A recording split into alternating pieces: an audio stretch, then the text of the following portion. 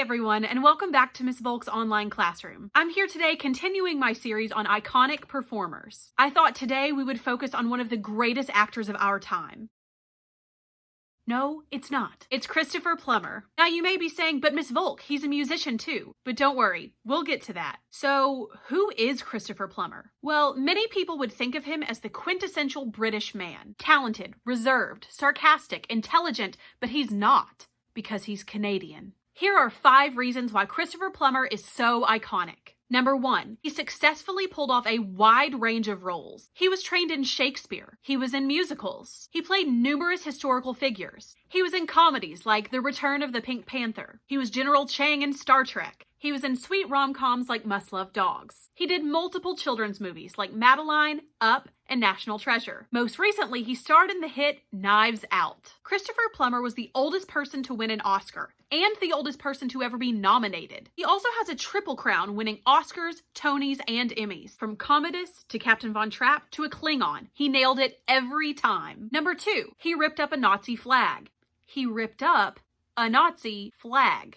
Number 3, Christopher Plummer was a trained musician. Well, The Sound of Music, right? Actually, no. He trained as a concert pianist. On the set of The Sound of Music, after all the kids went to bed, all the adults would go and hang out and he would play piano for hours.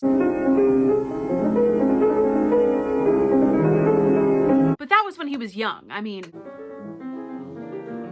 Okay, no, he's just actually really good. Christopher Plummer has said that his first love before acting was music. But if you don't know, I'm about to break your heart. Christopher Plummer did not sing that beautiful song Edelweiss. That was a man named Bill Lee. There is, however, remaining footage of him singing Edelweiss before the dubbing.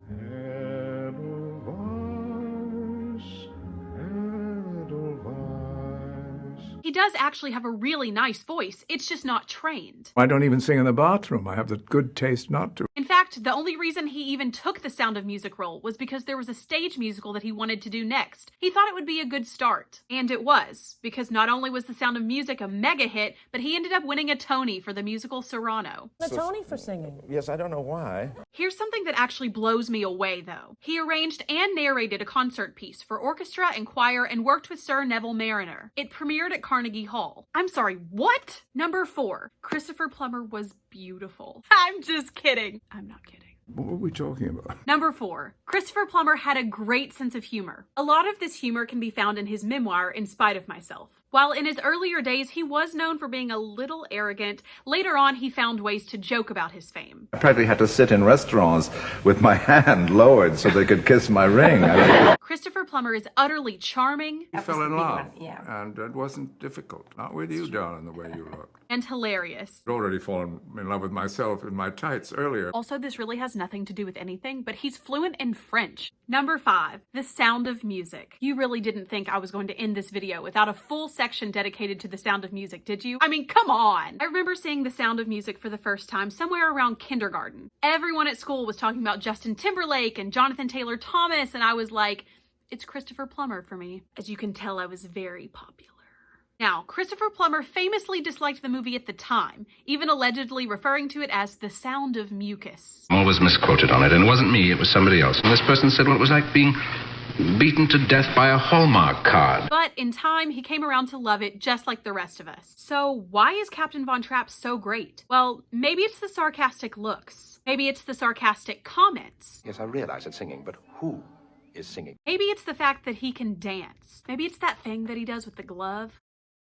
Maybe it's that he boldly insulted all the people trying to take over Austria. Oh, how clumsy of me. I meant to accuse you. But there's no doubt that Christopher Plummer's Captain von Trapp is one of the best in movie history. On February 5th of 2021, we lost a true legend. Thankfully, his legacy will live on through his movies and television. Now, put on your pajamas, go get a bowl of popcorn, and watch one of his 15 million movies. So long, farewell, Aufwiedersehen, good night.